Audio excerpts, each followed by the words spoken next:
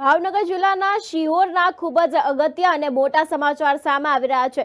કહેવામાં આવે તો શિહોર તાલુકાના પંચાયત કચેરીમાં જ ફાયર સેફટીની એસી કે તેસી હાલત જોવા મળી છે। એટલે કે શિહોર તાલુકાના પંચાયતમાં જ ફાયર સેફટીના કોઈ જ સાધનો લગાવવામાં આવ્યા નથી। રાજકોટ અગ્નિકાંડ બાદ સમગ્ર ગુજરાતમાં ફાયર સેફટીને લઈને તંત્ર કામે લાગી ગયું છે।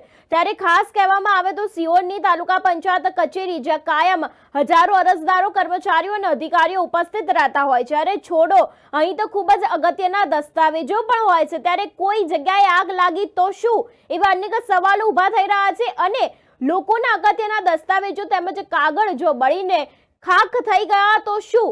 ખરેખર આ પ્રશ્ન શિહોરના આજ રોજ ટોક ઓફ ધ ટાઉન બની ગયો હતો। જવાબદારી વગરની તાલુકા લેવલની સરકારી કચેરી જે નિયમોનું પાલન ના કરે તો આનું જવાબદાર કોણ? આ પ્રશ્ન શિહોર તાલુકા પંચાયતના પૂર્વ વિરોધ પક્ષના નેતાઓ પોતાનો બળવો કાઢીને મેદાને આવ્યા છે। સરકારી હોસ્પિટલ, શાળા, કોલેજો, નાના મોટા એકમોને ફાયર સેફટી બાબતે શિહોર નગરપાલિકા નોટિસ ફટકારે અને સીલ પણ માણી રહી છે। તો આ કચેરી નગરપાલિકાના ચીફ ઓફિસરને કેમ ધ્યાન ઉપર ના આવી? કદાચ મીડિયા દ્વારા સમાચારોને ધ્યાનમાં લઈને શું કામગીરી હાથ ધરે તે હવે જોવાનું રહ્યું।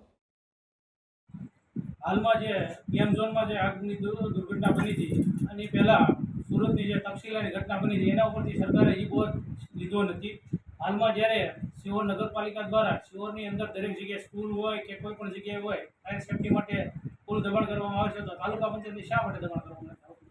આમના માટે આવા જે દસ્તાવેજો પડ્યા છે કિંમતી, તો એને હું નાશ કરવા માગે છે આ લોકો કે શું કરવા માગે છે એમ ખબર પડતી નથી। તો દરેક જગ્યાએ ફાયર સેફટીની જરૂર પડતી તો તાલુકા પંચાયતમાં શા માટે પગલાં ભરવામાં આવતા નથી? શા કયા કારણોસર એવા જે એને મૂંઝવતા છે કે શા ફાયર સેફટી માટે કોઈ પગલાં ભરતા નથી? દ્વારા નાના નાના માણસોને હેરાનગતિ કરવામાં આવે છે ફાયર સેફટી નામે। તમે જુઓ, હોલની અંદર જુઓ કે કોઈ નગરપાલિકાની ખુદ નગરપાલિકામાં એનઓસીનું સર્ટિફિકેટ નથી, તો આવી ટોળકી શા માટે બીજાને પણ હેરાન કરવા માગે છે? હવે તમે તાલુકા પંચાયતની અંદર જોઈ લો, ક્યાંય તમને બાટલો પણ જોવા મળે, એનઓસી સર્ટિફિકેટ તો પછી વાત છે, બાટલો પણ જોવા મળે તો તમે મને કહો।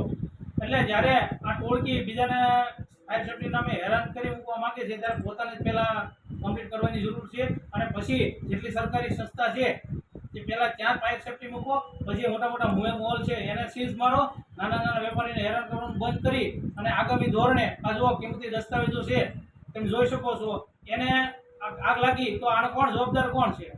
એટલે આના માટે તાત્કાલિક ધોરણે યોગ્ય રજૂઆત કરી અને પૂરી રીતે ફાયર સેફટીનું નિર્માણ કરવામાં આવે એવી અમે સરકાર પાસે રાખીએ છીએ।